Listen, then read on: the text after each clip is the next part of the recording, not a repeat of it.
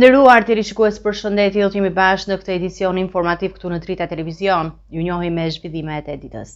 Kryeministri i vendit Edi Rama është shprehur besim plot se Partia Socialiste do të dalë fituese në zgjedhjet e 11 majit, duke theksuar se sondazhet e opinionit publik tregojnë një mbështetje të madhe për Partinë Socialiste.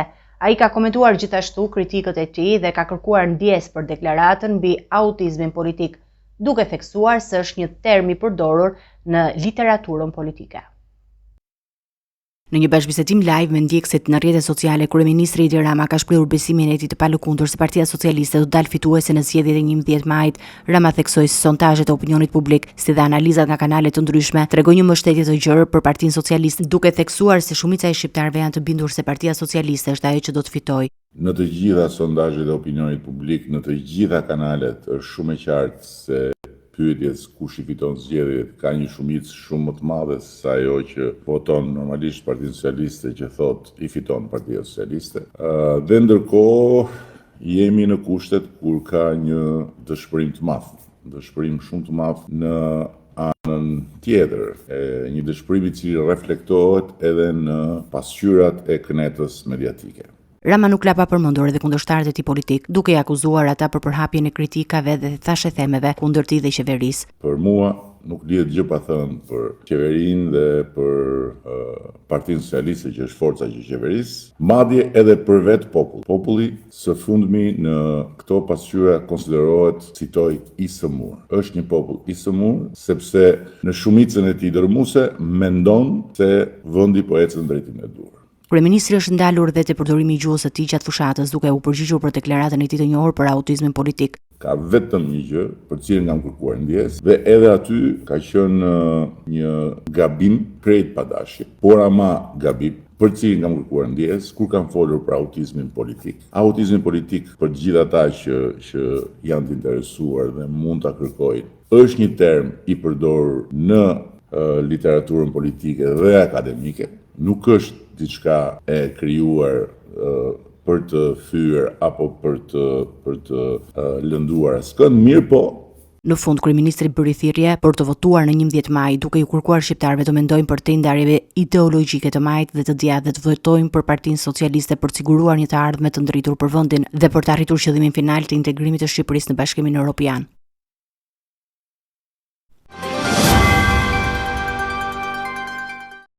Kryeministri i vendit Edi Rama ka sqaruar projektin e paqes fiskale gjatë një takimi me bizneset në Elbasan, duke theksuar 3 shtyllat kryesore të tij. Ky projekt përfshin faljen e borxheve të vjetra, faljen e kamatvonesave dhe uljen e detyrimeve deri në 50% për pagesat njëherëzi. Bizneset që përfshihen do të përjashtohen nga çdo kontroll tatimor. Kryeministri Edi Rama ka prezantuar në Elbasan projektin e paqes fiskale, një nismë që ka për qëllim mbështetje për biznesin, duke ofruar mundësi falje të borxhit të vjetra dhe të kamatvonesave. Tatim fitimin për kompanit e kemi vendosur 15% që atëherë dhe nuk e lëvizim, as nuk do ta rrisim, as nuk do ta prekim, do të jetë 15%. Por në aspektin e administrimit ne e dim që kemi të meta. Kemi të meta dhe boshllëqe që janë tonat. Ashtu si kundër e dim shumë mirë që kemi një hapësirë ende të pashkelur për të rritur të ardhurat për shtetin. Por ama, nga ana tjetër, ne nuk duam të synojmë rritjen e mëtejshme të ardhurave duke ushtruar presion mbi sipërmarrjen dhe duke bërë më shumë dëm se sa mirë. Kryeministri u shpreh se niveli i administratës tatimore do të çohet në një tjetër nivel. Rama tha se fiskalizimi do të mbi vendoset inteligjencës artificiale. Naturproj, kjo është e vërteta. Edhe ju keni dhe atë stilin tuaj që asnjëherë nuk preferoni që ti denonconi, po preferoni që ti mëkoni nga pak, se është bashkëvuajtës dhe bashkëfajtor kjo puna juaj me ata. Por është kjo që është, pavarësisht përmirësimeve të mëdha që janë bërë. Kështu që ajo marrëveshje pona funksionon. Kjo është më voluminoze, më masive, do ta artikuloj mirë duke dëgjuar dhe reagimet tuaja, duke e kornizuar sakt me Ministrinë e Financave dhe do ta fusim në proces. Në ndërkohë që duat ta nënvizoj atë që tha ministrja. Në takime sipërmarrësit e Elbasanit, kryeministri u ndal edhe tek opozita dhe standardet e dyfishta. Këta janë po këta, mi nxjerrin atje për t'i thënë njerëzve që shikoni ky sa monster është, se këta për vete edhe në dush shkojnë me kostum. A kupton? Njerëzit ja u kthejnë ashtu siç e meritojnë, për ta nxjerrë shqetësimin deri në fund, nxjerrin Ilir Vrenozin atje që ja lëshon shqipes ekstreme, aty me fëmijë, me vajza, me gra. E kupton? Do me thënë, këta tamam të vrasin natën, të qajnë ditën, madje këta të vrasin dhe ditën dhe nuk të qajnë. Madje të thonë edhe që shiko se ti ke vrarë veten. Sali Berisha, kryetari i Partisë Demokratike, garanton për qytetarët e Imarës dhe Vlorës se çështja e pronave do të jetë prioriteti i Partisë Demokratike nëse do të rikthehet në qeveri pas zgjedhjeve të 11 majit. Berisha gjithashtu ka akuzuar qeverinë Rama për grabitjen e pronave. Në një vizitë në qytetin bregdetar të Imarës, Sali Berisha, kryetari i Partisë Demokratike, premtoi qytetarët se pas një fitore të mundshme në zgjedhjet e 11 majit, Partia Demokratike do të bëjë prioritet garantimin e paprekshmërisë së pronave dhe do të ndërmarrë masa për rikthimin dhe kompensimin e tyre, si dhe legalizimin e dokumenteve për qytetarët. Se qeveria e ardhshme, paprekshmërinë e pronës, rikthimin, kompensimin e saj, pajisjen tuaj me dokumenta, të gjitha legalizimet dhe çdo gjë që keni, do t'i ketë përparësi absolute. Kryetari i PD-s akuzoi qeverinë Rama për grabitje të pronave të qytetarëve. Edi Rama ka krijuar një agjenci në të cilën ka vendosur si pronë të gjithë territorin e shtetit shqiptar. Ka vendosur aty një zëdhënëse, një lubi tjetër, si lubi Ballukun. Po. Dhe ajo ka autoritetin të bëj ç'të doj me pronat e shqiptarëve. Në Himar, në Vlorë, në Lurë, në Berat, kudo në Shqipëri. Në fjalën e tij, Berisha gjithashtu ju drejtohet banorëve të Lumit të Vlorës, të cilët janë kundër një projekti që sipas tyre do të ketë pasoja të dëmshme për furnizimin me ujë të disa fshatrave. Të qëndrojnë fort mbi pronësinë që kanë tek uji, lumi i tyre, dhe garantoj se Partia Demokratike nuk do lejoj kur që ai ujë të merret përveç se atyre të merret atyre. Ish kryeministri gjithashtu e përdori këtë rast për të mbështetur Fredi Belerin, duke akuzuar se ai u arrestua pas refuzimit për të garuar në siglën e PS-s në zgjedhjet lokale të 2023-shit. Ju përpara ne pas partimit që të shporëm këtë hordhi dhe të shonë Sali Beri.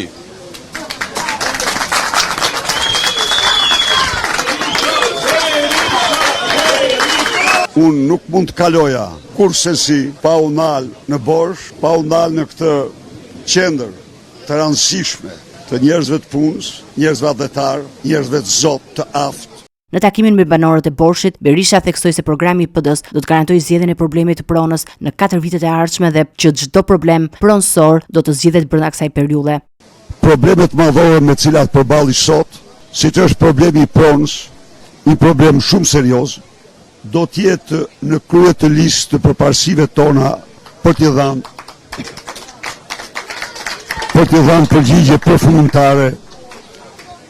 përgjigje përfundimtare 4 vjeçarin që vjen. Ne do kthejmë pronën tek Zoti, do kompensojmë pronën të Zotit me tokë ose me para. Në fund, Berisha përdori një metaforë për të kritikuar kryeministrin Edi Rama, duke krahasuar me një hajdut që bën për të qeshur dhe më pas të merr kuletën. Edi Rama ngjasora me atë hajdutin që vjen dhe të bën me qesh, ndërkohë të ka fut dorën të ka marrë kuletën. Absolutisht. Mos harroni se prapa çdo batutë të tij fshihet një akt vjedhje. Seanca paraprake për dosjen Partizani në GJKO është hyrë për shkak të kërkesës së avokatit për përjashtimin e gjyqtares Flojera Davilli. Kjo kërkesë u bë për shkak të një anshmërisë të dyshuar të vendimarrjes së saj. Seanca e radhës është caktuar për 5 maj. Seanca paraprake për dosjen Partizani është shtyrë edhe ditën e sotme pas një kërkesë të avokatit të pandeurve Genc Gjukutaj për përjashtimin e gjyqtares Flojera Davidi. Avokati ka argumentuar se gjyqtarja ka treguar një anshmëri të theksuar gjatë procesit dhe ka arsye të kërkohet përjashtimi i saj. Gjukuta theksoi se kërkesa u depozitua në formë të shkruar dhe sipas procedurës ligjore seanca u ndërpre pasi gjyqtarja nuk mundi të marrë asnjë vendim pa u shprehur një gjyqtar tjetër lidhur me përjashtimin e saj. Sot ne depozituam në formë të shkruar kërkesën për përjashtimin e gjyqtares Flojera Davidi dhe sipas procedurës seanca u ndërpre sepse gjyqtarja as mund të marrë dhe as mund të jap vendim pa u shprehur një gjyqtar i gatshëm apo një gjyqtar tjetër i kësaj gjykate në lidhje me përjashtimin e saj. Seanca tjetër u la për datën nëse gjithmonë gjyqtarja Flojera Davidi do të vijojë të jetë gjyqtarja e çështjes, ose nëse gjykata do të pranojë kërkesën tonë për përjashtim, atëherë do të vijë me gjyqtarin tjetër. Por paraprakisht gjykata caktoi një datë duke konsideruar faktin që nëse për të mos u vonuar, nëse do të rrezohet kërkesa jonë, ne do të vijojmë pastaj me detyruar të vijojmë me gjyqtarin Flojera Davidi, është në datën 5 maj në orën 11:30. Dosja Partizani lidhet me privatizimin e ish kompleksit të klubit Partizani, një çështje që ka shkaktuar hetime për korrupsion dhe shkelje të ligjit. GKK ka rrëzuar kërkesën e mbrojtjes për pavlefshmërinë e akteve të dosjes dhe për një ekspertizë financiare të kryer nga individ pa licencë, duke shkaktuar edhe shtyrjen e seancës për konsultimet mëtejshme. Avokatët kanë kërkuar kohë për të diskutuar me klientët e tyre mbi zhvillimet e fundit dhe për të paraqitur kërkesa të tjera në lidhje me procesin. Në këtë dosje janë të akuzuar kreu i Partisë Demokratike Sali Berisha dhe dhëndëri i tij Jamarbër Malltezi, të cilët po hetohen për korrupsion pasiv në lidhje me privatizimin e kompleksit sportiv. Berisha ka kritikuar masën e sigurisë dhe tyrin paraqitje të vendosur nga apeli i posaçëm dhe ka akuzuar SPAK për sulm ndaj tij dhe sistemit të drejtësisë pas një periudhe të gjatë arresti shtëpie. Berisha u lirua me 27 nëntor 2024, ndërsa Jamarbër Malltezi vijon të mbahet në arrest shtëpie.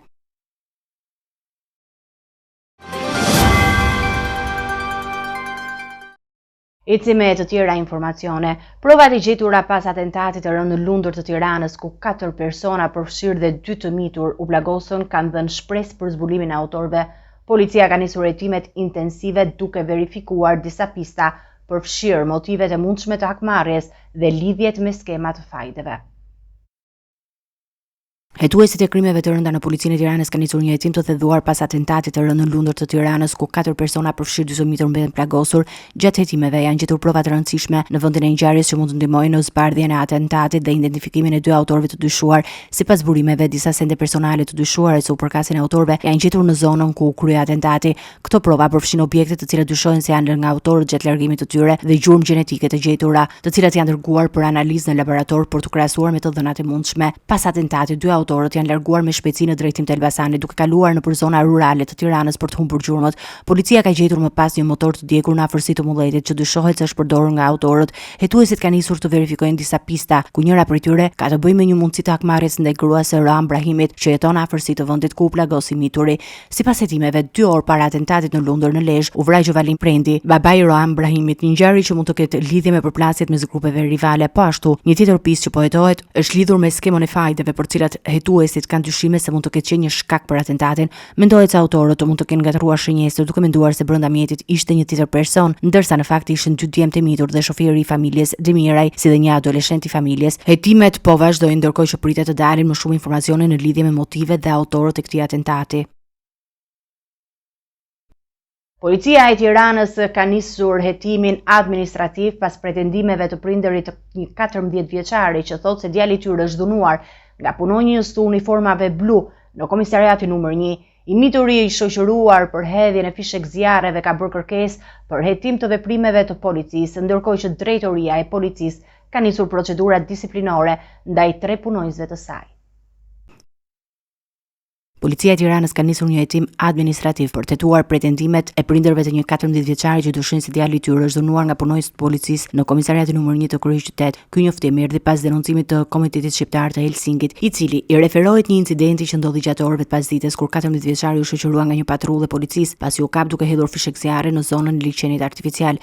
Policia e Tiranës ka informuar se ka marrë njoftim nga qytetarët e zonës për veprimet e të miturit dhe ka refuzuar rastin në prokurori për prishje të qetësisë publike, duke vendosur që i mituri të qëndrojë në gjendje të lirë, por pas pretendimeve të prindërve për dhunë ndaj të miturve në komisariat, Drejtoria Vendore e Policisë së Tiranës ka nisur një hetim disiplinor ndaj 2 inspektorëve dhe një nën komisare të përfshirë në rast. Përveç hetimit administrativ të nisur nga policia, Agjencia e Mbikëqyrjes Policore ka dërguar materialet përkatëse në prokurori duke kërkuar hetim për 3 punonjës të policisë që dyshohet që kanë kryer veprime arbitrare dhe kanë shkaktuar dëme të tjera me dashje ndaj të miturit. Nga ana tjetër, Drejtoria e Standardeve Profesionale ka nisur hetimin për të verifikuar nëse punonjësit e përfshirë në këtë rast kanë shkelur detyrimet dhe rregullat e caktuara nga rregulloria e Policisë së Shtetit dhe procedurat standarde të punës. Hetimi është në proces dhe pritet të sqarohet e vërteta e ngjarjes. Policia e Durrësit ka zbardhur një skem të shantazhit seksual dhe trafikimit të drogës duke arrestuar 3 persona. Personat Alma H, Robert Lamnica dhe Armand Hysa akuzohen për shantazh, prostitucion dhe shitje narkotikësh. Hetimet zbuluan se Alma H ofronte shërbime seksuale në bashkëpunim me Lamnicën, kërcënonte klientët me fotografi intime dhe i shantazhonte për shuma të mëdha parash.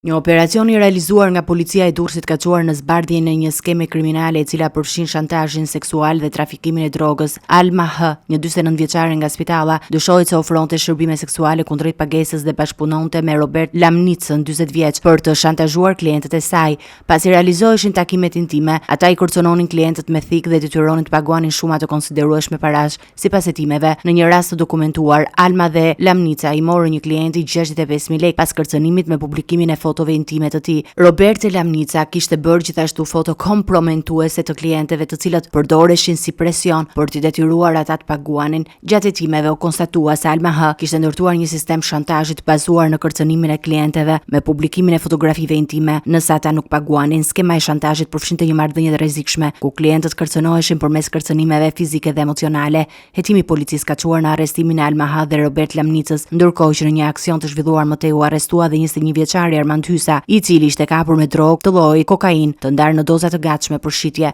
Në operacionin e zhvilluar u sekuestruan mjeti prerës që përdorej nga Alma H dhe bashkëpunëtorët e saj për të kërcënuar dhe shantazhuar klientët. Prokuroria ka nisur hetim të thedhuar për zbardhjen e të gjithë veprimtarisë kriminale dhe për identifikimin e personave të tjerë të shantazhuar.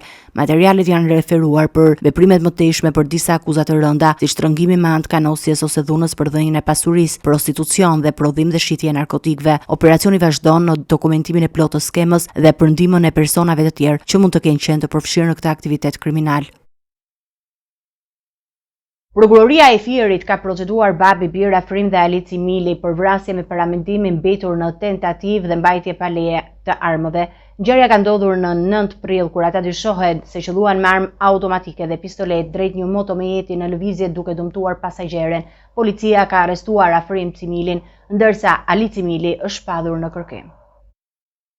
Prokuroria e Fierit ka ngritur akuza ndaj Afrim dhe Alici Milit, babi bir, për vrasje me paramendim mbetur në tentativë dhe mbajtje pa leje armësh, lidhur me një ngjarje të rëndë të ndodhur në 9 prill të këtij viti në segmentin rrugësor dytësor Fier Vlorë pranë fshatrave Dërmenas dhe Sulaj. Hetimet tregojnë se 2 autorët kanë qelluar me armë automatike dhe pistolet drejt motomjetit, ku udhëhiqej Hysen Mërnica dhe pasagjeria Suzana Mërnica. Si pasojë e goditjes, Suzana Mërnica ka psuar lëndime dhe ka rënë nga motomjeti, ndërsa drejtuesi ka mundur të shpëtoj. Ngjarja u hetua nga policia e shtetit, e cila në drejtimin e prokurorisë së posaçme ka arritur të arrestoj Afrim Cimilin, ndërsa Ali Cimili është shpadhur në kërkim. Pas arrestimit ndaj Afrim Cimilit është saktuar masa e sigurisë arrest me burg. Sa I përket motivit, burimet thanë se 2 djemt Hysen Mërnica dhe Afrim Cimili kanë pasur një zëng në lokalin e fshatit disa muaj më parë, ndaj më 9 prill Afrimi me të atën tentuan të hakmeren. Hetimet po vazhdojnë për zbardhjen e plotë të ngjarjes dhe kapjen e autorit tjetër, Ali Cimilit.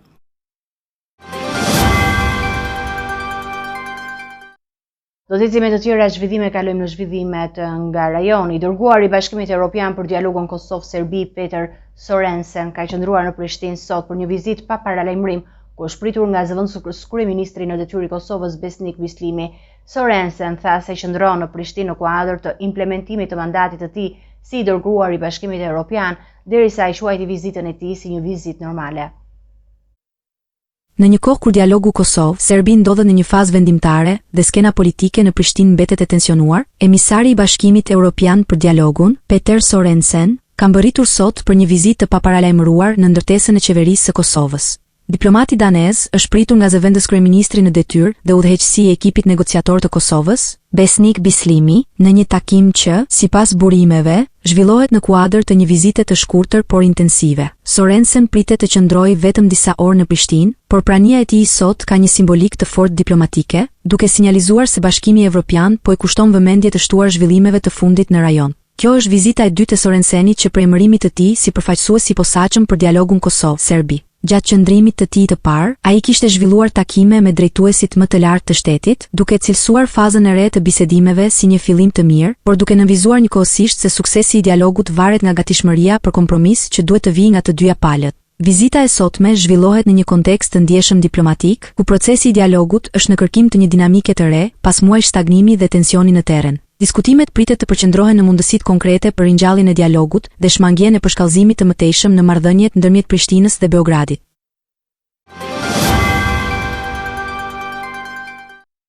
Rreth 20 efektiv të forcave të sigurisë së Republikës Srpska kanë rrethuar qendrën administrative të qeverisë së këtij entiteti pas një përpjekje të dështuar të Agjencisë Shtetërore për Hetim dhe Mbrojtje për të ndaluar Milorad Dodik, presidenti i Republikës Srpska, të cilët i është lëshuar një urdhër hetimi nga gjykata në Bosnjë-Hercegovinë.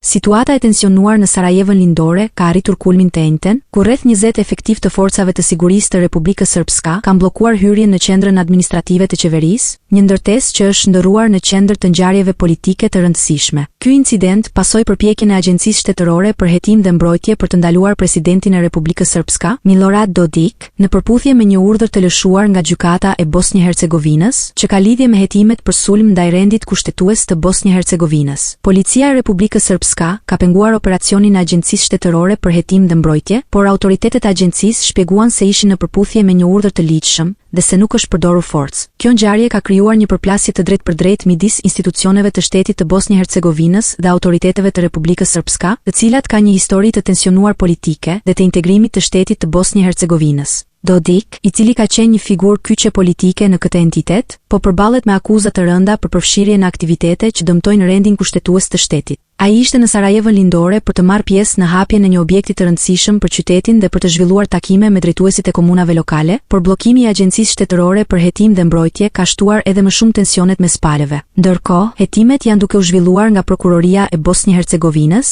që mund të çojnë në përballje të tjera politike dhe juridike, duke thelluar ndasitë brenda vendit dhe duke rrezikuar stabilitetin e mëtejshëm të rajonit.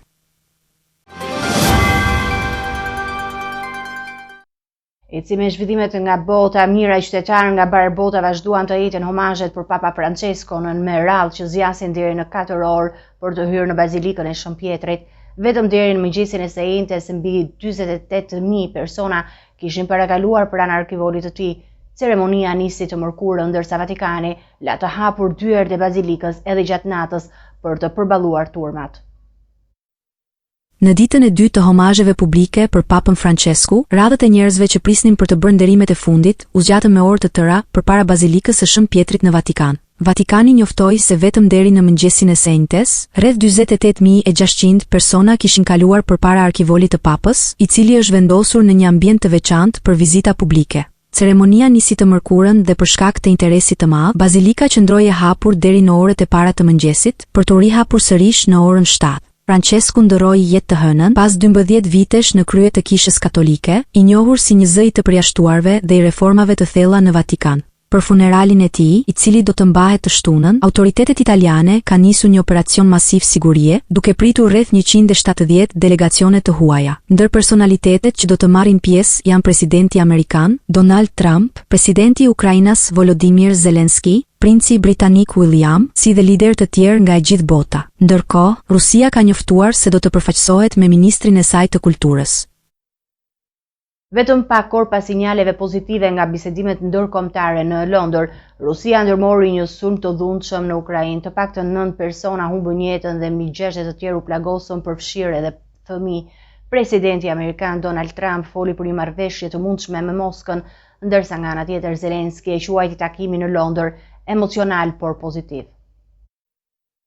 Rusia ka ndërmarrë një tjetër ofensivë ajrore të përmasave të mëdha ndaj Ukrainës, vetëm pak orë pas përfundimit të bisedimeve në Londër mes përfaqësuesve të SBA-s, Europës dhe Ukrainës. Kryeqyteti Kiev u godit nga një sulm i kombinuar me raketa dhe dron, duke shkaktuar të paktën 9 viktima dhe mbi 60 të plagosur, mes tyre edhe fëmijë. Ndërkohë, qyteti i Kharkivit gjithashtu ka qenë objektiv i sulmeve. Shërbimi i emergjencave raportoi për ndërtesa të shkatëruara dhe operacione të vazhdueshme kërkimi për të mbijetuar. Sulmi vjen në një kohë kur presidenti amerikan Donald Trump ka shprehur optimizëm për një marrëveshje të mundshme me Moskën, madje duke lënë të hapur idenë për kompromis në lidhje me Krimen. Presidenti i Ukrainës Volodymyr Zelensky e ka kundërshtuar këtë ide dhe ka theksuar rëndësinë e unitetit në qëndrimet ndaj agresionit rus. Ndërsa situata në terren mbetet dramatike, komuniteti ndërkombëtar po ndjek me shqetësim zhvillimet. BE dhe NATO kanë dënuar sulmin e fundit rus, duke e cilësuar atë si një provokim serioz që rrezikon jo vetëm stabilitetin në Ukrainë, por edhe sigurinë në rajon. Polonia dhe Rumania, vende fqinje dhe anëtare të NATO-s, kanë vënë në gatishmëri të lartë mbrojtjen ajrore për shkak të rrezikut të përhapjes së konfliktit. Ndërkohë, analistë ndërkombëtar paralajmërojnë se sulme të tilla minojnë çdo përpjekje për paqe dhe theksojnë domosdoshmërinë e një qëndrimi të unifikuar nga perëndimi ndaj agresionit rus.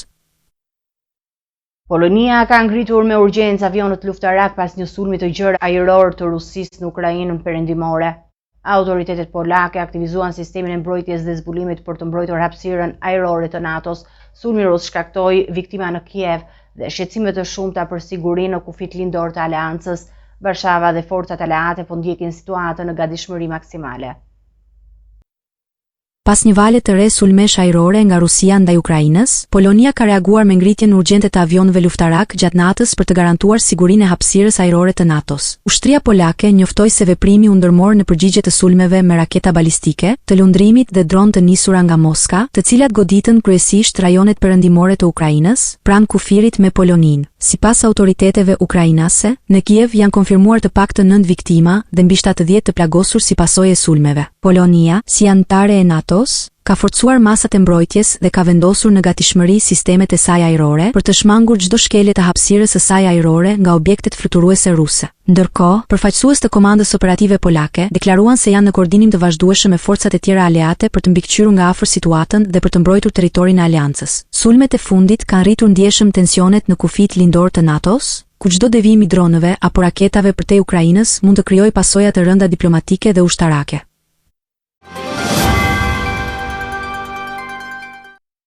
Shkolla profesionale Charles Telford Erickson në Golem po sfidon stereotipet dhe përshëndrohet në protagoniste të profesioneve të së nesërmes.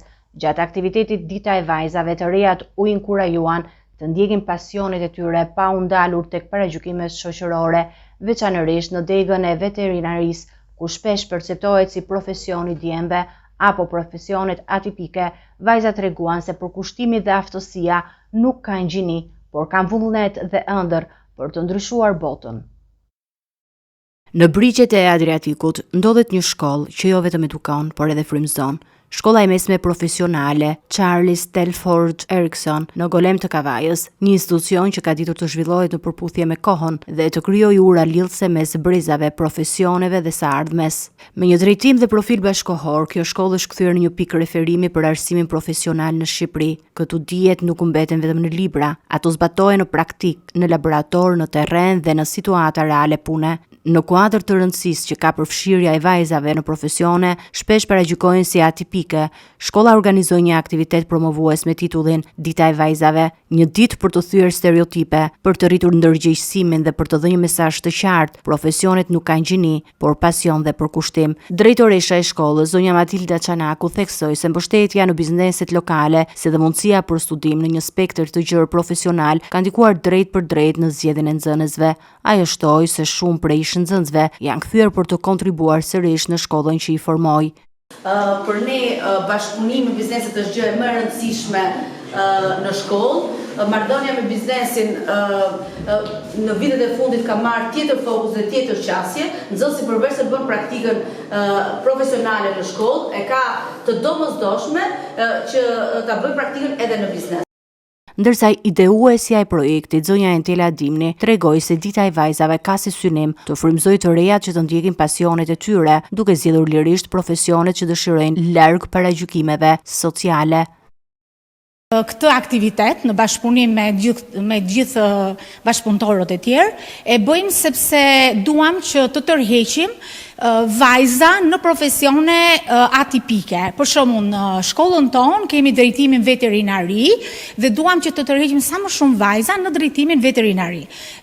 Në laboratorin e veterinarisë, ku zhvillua praktika mbi kafshët, asistoi edhe profesor Donald Korçuku, i cili vlerësoi seriozitetin dhe përkushtimin e nxënësve, duke theksuar se kjo shkollë ofron kushte reale për punën profesionale.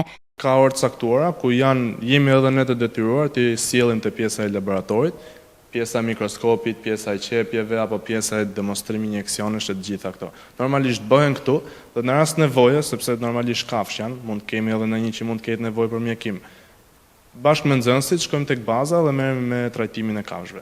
Një tjetër zë frymëzues ishte Deisa Tila, studente në përfundim të studimeve të larta në fushën e veterinarisë. Ajo ndau përvojën e saj me Drita Televizion, duke theksuar se kjo shkollë ka marrë bazat e duhura për suksesin e saj. Sipas saj, edhe pse laboratorët mund të duken modest, janë të mjaftueshëm dhe të krahasueshëm me ato të disa shkollave të larta. Unë kur hodha degët, unë hodha edhe për infermierin, edhe për fizioterapin, edhe veterinarin, to ishin 3 bazat e mia.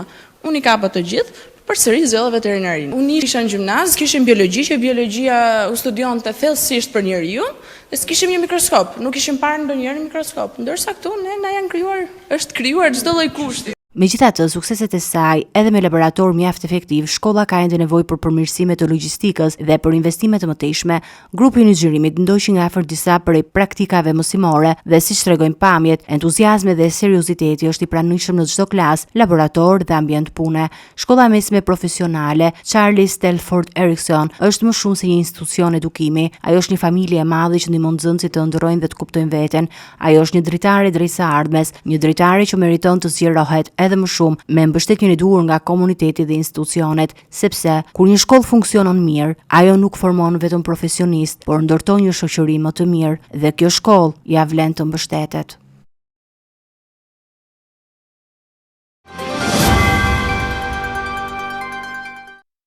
Të nderuar televizionistë, do të njihemi me parashikimin e motit.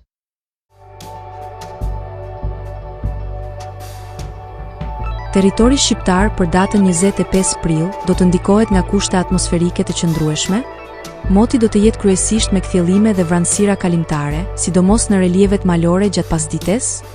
Temperatura minimale pritet të zbresë deri në 11 gradë Celsius, ndërsa ajo maksimale do të ngjitet deri në 27 gradë Celsius, veçanërisht në zonat e ulësirës perëndimore. Era do të fryjë lehtë deri mesatare nga drejtimi verilindor-veriperëndimor, me shpejtësi 6 deri në 12 metër për sekond. Në Bregdet mund të arrijë deri në 14 metër për sekond. Deti do të jetë i qetë deri në 3 ballë dallgëzim. Temperaturat për disa qytete të Shqipërisë do të jenë si më poshtë. Shkodër 12 deri në 26 gradë Celsius. Kukës 10 deri në 23 gradë. Peshkopi 9 deri në 21 gradë Celsius. Tiranë 13 deri në 27 gradë. Durrës 14 deri në 26 gradë. Kavaj 13 deri në 25 gradë. Elbasan 12 deri në 26 gradë Celsius. Berat 12 deri në 26 gradë. Korç 9 deri në 22 gradë. Vlorë 15 deri në 25 gradë Celsius. Gjirokastër 14 deri në 26 gradë. Sarand 15 deri në 25 gradë Celsius. Territori i Kosovës për datën 25 prill do të karakterizohet nga moti qëndrueshëm, me alternime kthjellimesh dhe vranësirash të lehta. Pasdite në disa zona malore pritet të ketë rreshje të dobëta lokale. Temperatura minimale do të zbresë deri në 9 gradë Celsius, ndërsa ajo maksimale do të arrijë deri në 23 gradë Celsius. Era do të fryjë lehtë nga verilindja me shpejtësi 5 deri në 10 metër për sekond. Në zonat e izoluara mund të arrijë deri në 13 metër për sekond. Temperaturat për disa qytete të Kosovës do të jenë si më poshtë. Mitrovica 9 deri në 22 gradë Celsius. Podujev 9 deri në 21 gradë. Skënderaj 9 deri në 20 gradë Celsius. Pej 10 deri në 22 gradë. Prishtinë 9 deri në 23 gradë Celsius. Gjakov 10 deri në 22 gradë. Malishev 10 deri në 21 gradë. Gjilan 9 deri në 22 gradë. Ferizaj 9 deri në 22 gradë Celsius. Kaçanik 10 deri në 21 gradë Celsius. Suharek 10 deri në 21 gradë. Prizren 10 deri në 22 gradë Celsius. Ishte gjithçka e përgatitur në këtë edicion informativ. Ju faleminderit për vëmendjen tuaj. Bashkë do takohemi në edicione të tjera. Deri atëherë, miru takofshim.